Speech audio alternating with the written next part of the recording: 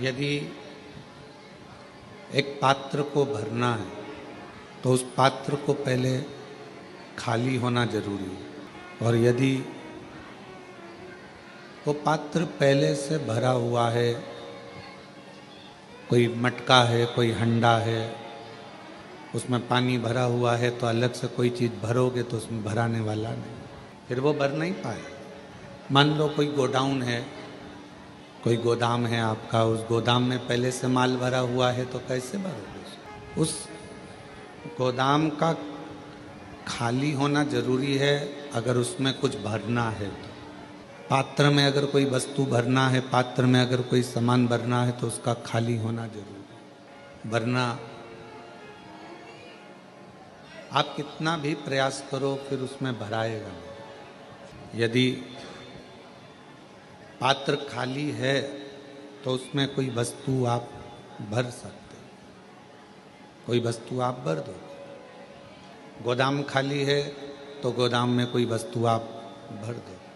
उसी तरह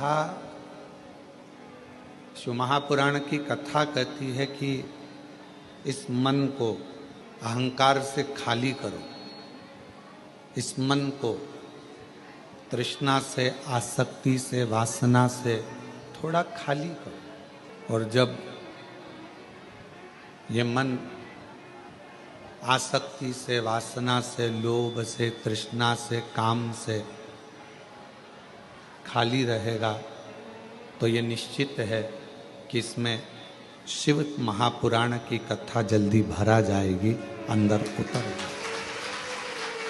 और मान लो खाली ही नहीं है, आपने प्रयास करा कि इसमें मैं कथा को सुनने के लिए बैठा हूँ, मैं कथा को श्रवण कर रहा हूँ, मैं कथा को सुन रहा हूँ, कथा सुनने के लिए मैं बैठा हुआ हूँ। और यदि मैं कथा श्रवण करने के लिए बैठा हूँ तो मेरे को कथा भीतर प्रवेश करे, अंदर आए, तो वो कथा आपके भीतर प्रवेश नहीं करेगी। कथा का प्रवेश कब होगा? जब हम भीतर से खाली हों। कानों में वो आप लोग वो लगा लेते हो हेडफोन, और उसमें कोई ना कोई भजन चल रहा है, कोई ना कोई गाना चल रहा है। अब कोई गाना चल रहा है हेडफोन पर और आप बैठे हो कथा के पंडाल में कि मैं कथा सुनूंगा, मैं कथा श्रवण करूंगी, और वो हेडफोन तुम्हारे कानों में लगा हुआ है, तो कथा अंदर जाएगी? सही से सुन पाओगे? नहीं सुन पाओगे, बहुत कठिन है। यदि भगवान शंकर की अविरल भक्ति को, भगवान शंकर के मंत्र को, भगवान शिव के नाम को, भगवान शिव की अविरल भक्ति को हमें अपने भीतर धारण करना है, उसको अपने अंदर उतारना है, तो शिव महापुराण की कथा कहती है पहले ये दुनिया के हेडफोन को थोड़ा सा दूर करना पड़ेगा।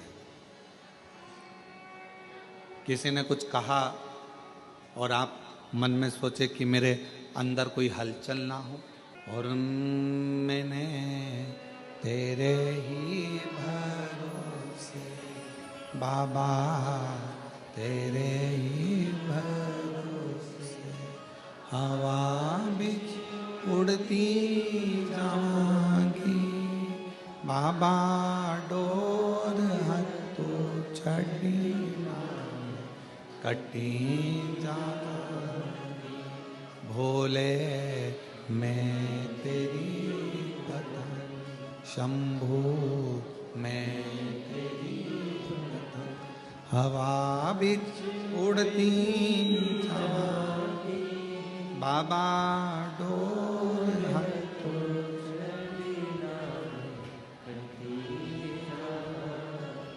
भोले, मैं तेरी। भीतर से जितने खाली रहो,